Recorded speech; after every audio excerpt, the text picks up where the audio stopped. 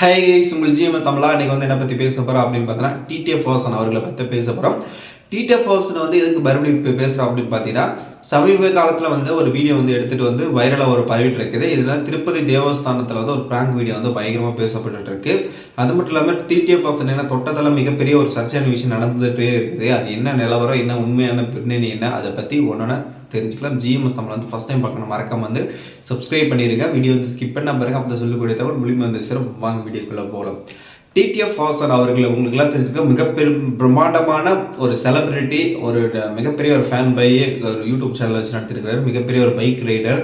சமீப காலமாக டிடிஎஃப் வாசனை வந்து என்ன விஷயத்தை வந்து முன்னெடுத்து செஞ்சாலும் ஏதோ ஒரு பிரச்சனை வந்து சந்திச்சு இருக்கிறாரு. அதுக்கான என்ன நிலவரம் அப்படின்னா, இந்த டிடிஎஃப் வாசனை வந்து சமீப காலத்துலேருந்து என்ன பிரச்சனை ஆகுதுன்னா, ஒரு பைக் ஆக்சிடென்ட் வந்து நடந்ததுக்கப்புறம் அவரோட லைசன்ஸ் வந்து ரத்து பண்ணாருங்க.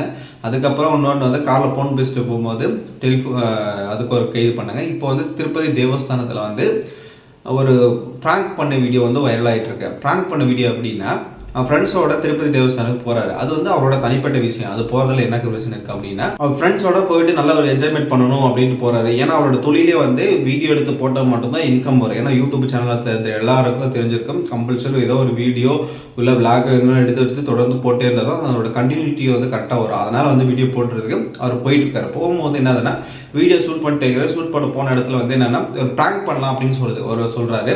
அது ப்ராங்க் பண்ணுறது எனக்கு பிடிக்காது, ஆனால் பட் வந்து அதை வந்து ரசித்து பார்ப்பா அப்படின்னு சொல்கிறாங்க. அதுக்கப்புறம் அவரோட ஃப்ரெண்ட்ஸை வந்து என்ன பண்ணுறாருன்னா, அந்த திருப்பதி தேவஸ்தானத்துக்குலாம் போகிறாங்க இல்லையா, அவங்க போகும்போது என்ன பண்ணுவாங்கன்னா, லைனில் வந்து ஒரு கியூவர்ஸை போகிறாங்க. அந்த சூழ்நிலைக்கு ஏற்ப இப்போ வந்து கூட்டம் வந்து அதிகமாக இருக்குன்னா அப்படி லைன்லேயே போயிட்டு இருப்பாங்க. கீழே ஒரு 2 மணி நேரம் 3 மணி நேரம் 4 மணி நேரத்தில் அப்படி போயிடுவாங்க. இல்லை கூட்டம் வந்து அதிகமான நெரிசல் வருது அப்படின்னா தனித்தனி கேட்டு போட்டு அந்த இடத்துல வந்து தங்க வச்சு அவங்களுக்கு வந்து சரியான ஏற்பாடுகளை செஞ்சு கொடுத்து அதுக்கப்புறம் ஒரு நாள் 1.5 நாளுக்குள்ளே தரிசனம் பண்ண மாதிரி வந்து ஏற்பாடு பண்ணி கொடுப்பாங்க.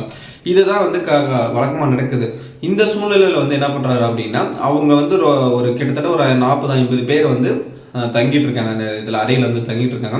டிடிஎஃப் வாசன் வந்து இதில் வந்து நடந்து போகிற பாதையில் வந்து இந்த மாதிரி இது இருக்காங்களே உட்காந்துருக்காங்களே, அதை பார்த்துட்டு என்ன பண்ணால் இது ஒரு ஃப்ராங்க் பண்ணலாம் அப்படின்னு சொல்லிட்டு ஃப்ரெண்ட்ஸோட சேர்ந்துட்டு இந்த ஃப்ரெண்டு ஃப்ராங்க் பண்ணுறாரு.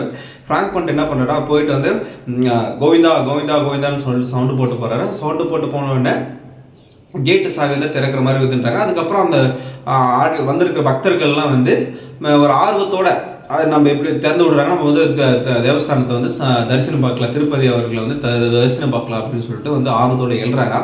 எழுந்த வாக்கில் வந்து அதுக்கப்புறம் அப்படின்ற போகிற மாதிரி வந்து போகிறாங்க. அப்போ வந்து ஒரு வடிவில் காமெடி மாதிரி அந்த இடத்துல பண்ணுறாங்க. அந்த இடத்துல இவங்களுக்கு சிரிப்பு கொந்தளிப்பு, ஆனால் பட் வந்து அந்த பக்தருக்கு வந்து மன உளைச்சல். ஏன்னா வந்து அங்கேருந்து வரவங்க என்ன பண்ணுவாங்கன்னா, கோயிலுக்கு வரவங்க எல்லாருமே நான் வந்து நல்லா பணக்காரன் இருக்கேன், செல்வாக்கு இருக்கிறேன், அதனால வந்து நான் வந்து பார்த்துட்டு போகிறேன் அப்படின்ற மாதிரி கிடையாது. ஏன்னா வந்து அவனோட மனவேதனை இருக்கும், மன கஷ்டம் இருக்கும், ஏதோ ஒரு சூழ்நிலையில் ஏதோ ஒரு பிரச்சனை இருக்கும். அந்த திருப்பதி கிட்ட வந்து பார்த்துட்டு போனால் நான் மன நிம்மதி கிடைக்கும் அப்படின்றனால நிறைய பேர் அந்த மாதிரி வராங்க. அந்த மாதிரி சூழ்நிலையில் இந்த மாதிரி வீடியோ எடுத்து சோசியல் மீடியா பரவ போட்டனால நிறைய பேர் நெட்டிசன்கள் அவர்களை பற்றி கடுமையான தாக்கம் வந்து நடத்திட்டு இருக்காங்க. இதனால் வந்து திருப்பதி தேவஸ்தானமே வந்து அவருக்கு வந்து ஒரு கண்டனம் கொடுத்துருக்கு. இதில் வந்து கண்டிப்பாக வந்து வழக்கு வந்து பதிவு போட கடுமையான தண்டனை வந்து கொடுக்கணும் அப்படின்ற மாதிரி விஷயத்த வந்து சொல்லியிருக்கிறாங்க. அது மட்டும் இல்லாமல் இந்த டிடிஎஃப் வாசன் அவர்கள் வந்து எனக்கு வந்து ப்ராங்க் பண்ணுறது பிடிக்காது, மக்களை வந்து டிஸ்டர்பன்ஸும் பிடிக்காது, ஆனால் பட் வந்து மக்களுக்கு அந்த ப்ராங்க் பண்ணுற பார்க்கறது வந்து எனக்கு பிடிக்கும் அப்படின்ற மாதிரி விஷயத்த வந்து சொல்கிறாரு. ஆனால் பட் வந்து டிடிஎஃப் வாசனை பொறுத்த வரைக்கும் ஒரு செலிப்ரிட்டி ஆகிட்டார், ஒரு இடத்துல போயிட்டார் அப்படின்னா அதுக்கு தக்க வச்சு பார்த்துக்கணும். தக்க வைக்காம இந்த மாதிரி ஏதோ பிரச்சனை வந்து சந்திச்சுட்டு கிட்டத்தட்ட எனக்கு தெரிஞ்ச மாதிரி இதோட 3 நாளுக்கா 4 நாளுக்கா போயிட்டு இருக்கு. இது வந்து சோசியல் மீடியாவில் வெளி உலகம் தெரிஞ்சுது, தெரியாமல் எவ்வளோ இருக்குன்னு சொல்ல முடியாது. இந்த டிடிஎஃப்ஸை பொறுத்த வரைக்கும் நான் வந்து எந்த வீடியோஸ்னால் போடுவேடா, எப்படியும் ஆடியன்ஸ் இருக்காங்க, என் ஃபேன் இருக்காங்க, அவன் பார்த்துட்டு போகிறான், எனக்கு என்ன, அதுக்கப்புறம் வந்து தயவு செஞ்சு மன்னிச்சிருங்க அப்படின்னு சொன்னால் வேலை முடிஞ்சு போச்சு. இப்படி சொல்லித்தான் பல வீடியோக்கள் வந்து தொடர்ந்து போட்டிருக்காரு. டிடிஎஃப் வாசன் வந்து ஒரு செலிபிரிட்டினா ஒரு இடத்துல வந்து ஒரு பொறுப்பு வந்து மக்கள் வந்து கொடுத்துருக்காங்க. அவங்களுக்கு நல்ல வழியில் கொண்டு போகணும், அதுக்கான நோக்கங்கள் என்னவோ அது செஞ்சாரது தவிர எந்த வழி கெட்ட வழி. இப்போ அவரோட ஃபேன்ஸ் வந்து ஒரு 2 லட்சம் பேர் இருக்காங்கன்னு வச்சுக்கோங்க.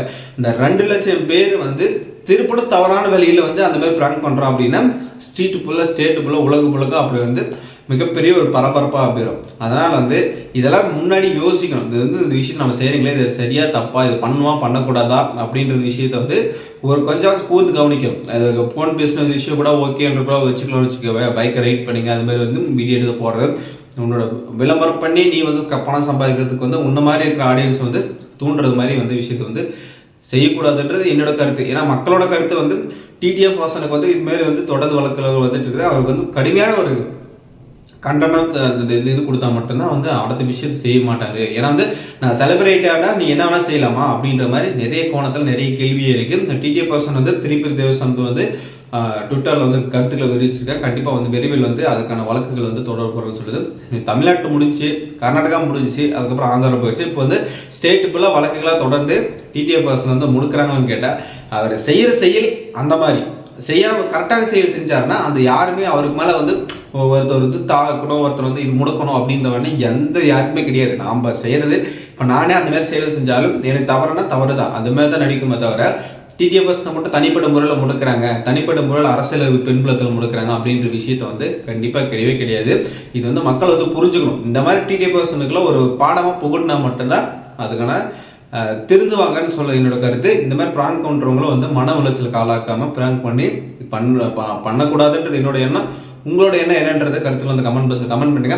இந்த டிடிஎஃப் சொன்ன மாதிரி இந்த மாதிரி வேற ஒரு நபர்கள் உங்களுக்கு யாருக்காச்சும் இந்த மாதிரி பண்ணியிருக்காங்க அப்படின்னா இந்த விஷயத்தை வந்து எடுத்து பேசுங்க. பேசினா மட்டும்தான் அதுக்கான தீர்வாக கிடைக்குமே தவிர, டிடிஎஃப் வாசன் ஒரு செலிபிரிட்டின்றனால எல்லாருமே எடுத்து பேசுகிறாங்க. செலிபிரிட்டி இல்லைனாலும் மற்றவங்களை எடுத்து பேசினா மட்டும்தான் இதுக்கான ஒரு தீர்வாக கிடைக்கும்ன்றது என்னோட கருத்து. மக்களாகிய உங்களோட கருத்து என்னன்றது சொல்லுங்கள். தொடர்ந்து இணைந்திருங்கள். நெக்ஸ்ட் வீடியோவில் வந்து சந்திக்கலாம்.